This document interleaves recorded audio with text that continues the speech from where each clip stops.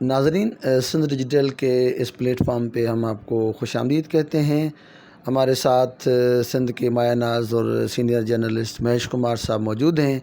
हम उनसे जानना चाहेंगे कि जो मौजूदा सूरत हाल है पाकिस्तान के अंदर, खुसूसन सियासी हवाले से, इलेक्शन के हवाले से बहुत सारी बातें हो रही हैं, और भी बहुत सारे सियासी तंजीमों के हवाले से, पार्टीज़ के हवाले से जो इशूज़ हैं कि ताज़ा सूरत हाल क्या बन रही है और उसको ये पूरा जो सिनेरियो डेवलप हो रहा है, उनकी भी एक चिड़िया है, वो क्या ख़बर लाई है। तो मैं चाहूँगा कि महेश कुमार साहब अपने ख़यालात का इज़हार करें। मेहरबानी जावेद साहब। तो आपने दिलचस्प सवाल पूछा है, और वैसे मुझे कई लोगों के फ़ोन आ रहे हैं, मैसेज आ रहे हैं, वो पूछना चाहते हैं कि मुल्क में सियासी सूरत हाल का सिनेरियो क्या बन रहा है। ये आजकल बड़ा जो है ना दिलचस्पी का सवाल है, जो लोग जानना चाहते हैं। आप देखें ना, अभी सारा किस्सा मेरे ख्याल में, मेरी चिड़िया के ख्याल में, तो किस्सा सारा नवाज़ शरीफ के यहाँ फंस गया है। मैंने 2-3 प्रोग्राम पहले भी किए हैं कि उसमें कि ये कि अब नवाज़ शरीफ साहब बाहर बैठे हुए हैं, इमरान खान साहब की तहरीक इंसाफ इक़्तिदार में है, और पाकिस्तान पीपल्स पार्टी की एक सूबे में हुकूमत है। तीनों बड़ी पार्टियां हैं। आइंदा इक़्तिदार में आने के लिए तीनों पार्टियां बिल्कुल बड़ी कोशिशें कर रही हैं। भाई, अभी तक इस्टेब्लिशमेंट, अभी पाकिस्तान में किसी एक आदमी ने आज लिखा है कि फेसबुक पे भी लिखा है कि वो इस्टेब्लिशमेंट के सिवाय पाकिस्तान में वफाक की हुकूमत बनाना कोई बड़ा मुश्किल होता है। तो इसलिए इस्टेब्लिशमेंट भी अपना कोई नैरेटिव अगले इलेक्शन के हवाले से नहीं क्लियर कर रही, या फंसी हुई है। मेरे ख्याल में फंसी हुई है कि भाई, जो इनका इस वक्त जो नैरेटिव जो तहरीक इंसाफ को लाए थे, तहरीक इंसाफ वो कारकर्दगी नहीं दिखा सकी। वो उनको इत्तेहादी साथ में दिए। रोज़ बरोज़ आप देखते हैं कि कहीं ना कहीं किसी न किसी तरह से किसी इत्तेहादी की सूरत ख़राब हो रही है। ये घोड़ा समझो कि अकेले से अगली इलेक्शन में इस्टेब्लिशमेंट को हारा नहीं खाता। अभी पाकिस्तान पीपल्स पार्टी है जो, जिसका सिंध में तो एक बड़ा असर है, पूरे सिंध में इसकी वाहिद एक बड़ी जमायत है जो जीत के आती है। आप आगे देखेंगे कि वो दूसरे सूबों में, बलूचिस्तान में, पख्तूनख्वा में, पंजाब में उसका नैरेटिव, उसका असर रसूख वो नहीं है जो शहीद भुट्टो के ज़माने में होता था। तो पंजाब में तो अगले इलेक्शन में उनकी क्या पोजीशन समझो कि बिल्कुल वो जो मुतासर करने वाली नहीं रही है। वो अगले इलेक्शन में पीपल्स पार्टी, जो बराबर भुट्टो साहब कह रहे हैं कि अगली हुकूमत हम बनाएंगे, भाई कैसे बनाएंगे, उसका भी नैरेटिव बनाएंगे, आया बाप बन के बनाएंगे। कोई ऐसी पार्टी बनेगी, एक ऐसा इत्तेहाद बनेगा जिसमें सिंध के अलावा बलूचिस्तान से, और वैसे इशारे आने शुरू हो गए, बलूचिस्तान से कुछ लोग ये शामिल हुए हैं। ऐसे जहांगीर तरीन ग्रुप है, अगर जो इलेक्टेबल हैं पंजाब के, वो पीपल्स पार्टी के साथ मिला के दिए जाएँ, कुछ पख्तूनख्वा में ANP के साथ मिला के एक किस्सा तो बन सकता है। मगर वो भी ऐसा नहीं है कि पाकिस्तान का ये इत्तेहाद इतना कामयाब इत्तेहाद हो, और इतनी कामयाब हुकूमत हो जो आगे चलकर पाकिस्तान के सियासी मसाइल हल कर सके। तीसरा है नवाज लीग का, जो समझे आप, पंजाब का जो है सूरत हाल, पंजाब की कितनी सीटें हैं, तीनों सूबों की कौमी असम्बली की सीटें पंजाब की ज़्यादा हैं। और पंजाब में इस वक्त की जो सर्वेस आ रही हैं, जो हमारे दोस्त आ रहे हैं, या ज़मनी इंतखाबात पंजाब में जो हुए थे, उसमें आप देखेंगे नैरेटिव जो नवाज शरीफ का है, वो वोट के हिसाब से वोट ले रहा है। वोट लोग नवाज शरीफ को नवाज लीग को अगले इलेक्शन में, वो 22 में होता है या 23 में होता है।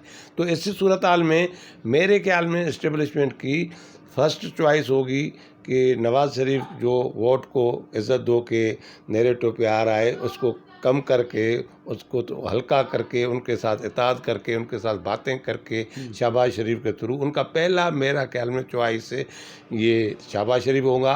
मगर शर्त यह है कि वो नवाज शरीफ को ये बात मना लें, राज़ी कर लें। अगर नवाज शरीफ अभी इस सूरत हाल में शहबाज शरीफ के थ्रू मान जाता है और अपना वोट को इज्जत दो के नैरेटिव से हटता है, तो वो नवाज लीग के साथ अगले दिनों में क्या होने वाला है होगा।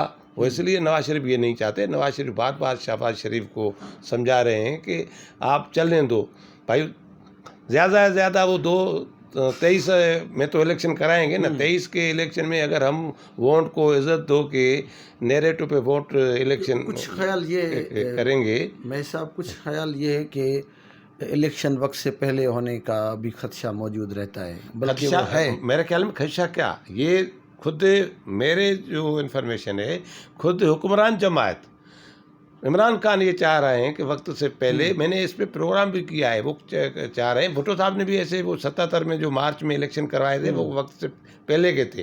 भुट्टो साहब को भी पता था कि मैं जीत के आऊँगा, मगर क्या आपने देखा फिर 77 के में इलेक्शन हुए, फिर धांधली का इल्ज़ाम लगा, फिर भुट्टो साहब को फांसी दी गई, शहीद किया गया। अभी इसका नैरेटिव भी है इमरान खान का कि वक्त से पहले मैं 2022 में मई तक या जून तक इलेक्शन करा लूँ।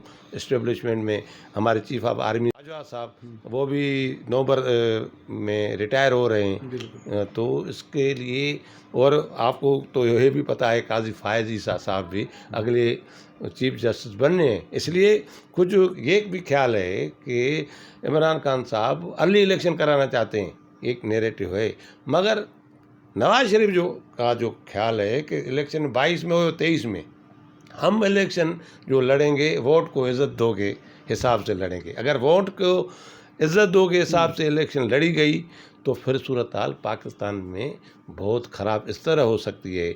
अगर ये इस्टेब्लिशमेंट और कुव्वतें अगर 18 की तरह धांधली कराएंगी तो ये मुल्क को बड़ा नुकसान पहुंचेगा, मुल्क की सालिमियत को भी नुकसान पहुंचेगा। इसलिए 2023 या 22 का इलेक्शन इस तरह की धांधली मैनेज हो सकती है, हो जाए मैनेज, मगर इसका मुल्क को फ़ायदा नहीं होगा। इसलिए इस्टेब्लिशमेंट भी फंसी हुई है कि अगले इंतखाबात में कौन बनेगा मुल्क का सरबराह, कौन बनेगी जो पार्टी है मुल्क की सरबराह, किस नैरेटिव के साथ बनेगी। वैसे मैं जाते जाते आपको ये बता दूं, ये जो भी सूरत हाल बने, तारीख का पहिया, शऊर का पहिया आगे जा रहा है। जो सूरत हाल, जो इस्टेब्लिशमेंट की आज की सूरत हाल है 2023 की में ऐसी नहीं रहेगी। अवाम की तरफ से ये आगे आएंगे, अवाम के मुतालबात आगे आएंगे, इलाकाई मंजरनामा भी तब्दील हो रहा है। अभी तो मैं समझता हूँ अगर हम अगले प्रोग्राम में इसको बताएंगे कि अगले पाकिस्तान के इंतखाबात में जो अपने पड़ोसी ममालिक हैं, ख़ास करके अफ़गानिस्तान की इंटरनेशनली सूरत हाल में क्या सूरत हाल बनती है, वो हमारे आइंदा इंतखाबात के पे भी असरअंदाज होगा, इंटरनेशनली सूरत हाल के भी। इसलिए अभी पहले इंतज़ार करो, थोड़ा वेट करो कि मुल्की लेवल पे और इंटरनेशनल सूरत हाल क्या बनती है। एस्टेब्लिशमेंट भी अभी क्लियर नहीं है कि क्या होगा। मेहरबानी महेश कुमार साहब, आपने बहुत अच्छे तरीके से पूरे सारे मंजरनामे को हमारे ऑडियंस के साथ वाज़ेह किया। नाज़रीन, हमें इजाज़त दें, दोबारा आपके साथ फिर हाज़िर होंगे।